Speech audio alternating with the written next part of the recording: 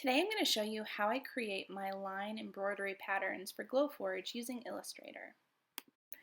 So the first thing I like to do is start out with an inspiration image, and this came from Unsplash, so it's royalty-free, commercial use.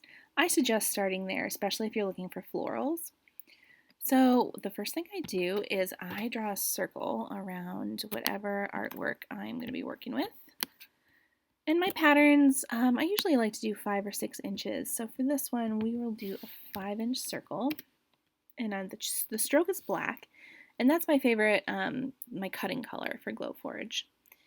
So the next thing we'll do is change this image opacity down to around there. That will really help us see the lines that we're going to create. And then we're going to go ahead and lock this into place.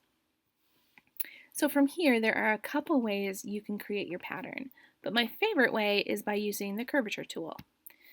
So we start here. I like to have the fill as none and the stroke as purple, and that is the color I usually use for scoring in Glowforge. So what we're going to do is just trace the flower here. We're going to go around each petal, and I just go kind of quickly. I'm not too picky about shapes. You can easily go in and adjust this later. I just love this tool for how easy it is and how smooth the corners are. All right, if you double tap, you can do a straight line like that one. All right. So rather than watch me do this whole thing, I have traced this flower down here. And you can get rid of the picture at this point. But what I'm going to do next is, whoops, spoiler, we're going to copy this whole flower and just set it off to the side because we'll use it later to be our scoring pattern. But for now, we need to work on changing this into circles. So first of all, I'm going to change the stroke to black, and we are going to go ahead and come over to the stroke panel. So click the word stroke. And this is really the bread and butter of pattern making. So right here for the weight, I'm going to do 3.25, and that I found to create the perfect circles for backstitching. We're going to put our cap to rounded and have a dashed line. So right here, we want our dash to be 0 and our gap, I usually do 12 to 20. So I'll just show you what 20 looks like. There's a lot less circles. And for this pattern, I kind of want the petals to be a little bit more defined. So we're going to go back down to 12. So there is some overlapping here. We'll need to go in and fix a few things, but I am liking what I see as far as the number of circles. So we're going to go up to Object, click Expand Appearance, and then again, click Expand. And what this just did was change all of those circles to have fill and stroke. So we are going to change the fill to 0 and stroke to black. And this just turned into our pattern. So all of these holes will be cut out for our needle to pass through. So what we're going to do now is just kind of go in and clean it up. So as you can see here, we have overlapping holes. Using my direct select tool, I will delete this one. So right here, what's going on is we are going to have one petal is on this line and then another petal is intersecting it. So we're going to need to change the size of this hole because there's going to be another needle passing through just this one hole. So I usually start my pattern, so for the back stitch, 0.045 is just a perfect size. But because the needle is going to go through this hole one more time, we're going to change this to 0.05.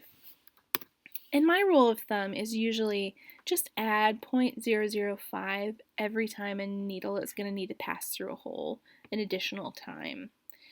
So we're just going to make our way around the circle and clean this up so we don't need that hole. And it looks like our thread will meet right there, so we are going to change this to 0.05. And I'm just going to move this slightly down to keep things even. All right. And you know what? I'm going to do the same thing to this. We're going to move him down a little. Okay, ooh, I do want to show you. Sometimes when we expand circles, they get a little bit wonky. I'm not even sure what has happened here, but it doesn't affect the cutting. So if you want to delete it and replace it with a perfect circle, you can do that, but I just usually ignore them. Okay, over here, we're going to delete this one, change the size to 0.05, and we're going to need to move him a little bit. And we'll just move this over too. That way it looks more even and you're not going to notice anything when you're stitching. Alright, so you're going to just want to do this through the whole circle, but I wanted to show you what we're going to do here in the center. So for the center, I want to fill this up with colonial knots, and for those, I like to make the hole the same size as the back stitch, so 0.045. So to help me kind of make sure everything is rounded and nicely shaped, I'm going to make a temporary circle here. Oops. And we'll just kind of line it up with where the ends of the petals come down. Okay, that looks good to me. So actually, before we work on our colonial knot holes, I just noticed that this petal is ending a little too early. So we're going to move him down just so it looks a little bit better. This one's too, I'm just going to delete that, copy, paste, and move this one closer to the circle. All right. So now we are going to just fill this circle up with our colonial knot holes. And as you've been making patterns for a while, you'll kind of get a better feel for how close is too close. If your circles are too close together, then they have a tendency to kind of burn through. And that just doesn't look good for the patterns. So this is usually what I'm comfortable with, about this amount of distance for the holes here.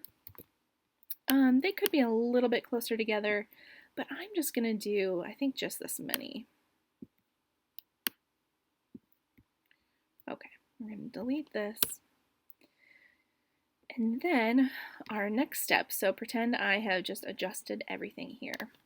Our next step is to drag on our score pattern. So that looks just about right. Yes. So the last thing we do before we print this out is we're going to just need to go around and make sure that the score line lines up with some of the holes that we adjusted, and it looks pretty good to me.